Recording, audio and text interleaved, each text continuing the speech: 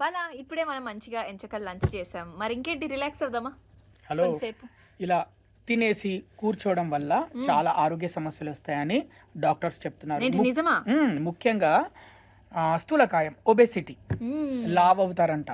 బాగా లావవుతారు. అలాగే sugar levels కూడా బాడీలో పెరుగుతాయి. షుగర్ కూడా పెరుగుతుందని చెప్తున్నారు. అలాగే మనం తిన్న తర్వాత వాకింగ్ చేస్తే డైజెషన్ ప్రాబ్లమ్స్ కూడా ఏమి ఉండవు గదా! ఎంచక్కా తిన్న ఫుడ్ ఎంత తిన్నా మంచిగా డైజెస్ట్ అయిపోతూ ఉంటుంది. అవును. అలాగే చాలామంది మనలాగా ఆఫీస్‌లలో ఉంటారు. తిన్న తర్వాత రిలాక్స్ అవుతూ ఉంటారు. అలా గాకుండా అలా ఒక చక్కని వాకేస్తే కూడా రిఫ్రెషింగ్‌గా ఉంటది. ఏమంటావు? అవును. డాక్టర్స్ ఇంకొక ఇంపార్టెంట్ పాయింట్ ఏం చెప్పారంటే, జిమ్ చేసేవాళ్ళు ఆరోగ్యంగా కనిపిస్తారు కదా! అదే విధంగా తిన్న తర్వాత ఒక 10-15 నిమిషాలు లేదా 20 నిమిషాలు నడిచేవాళ్ళు కూడా చాలా ఆరోగ్యంగా ఉంటారు.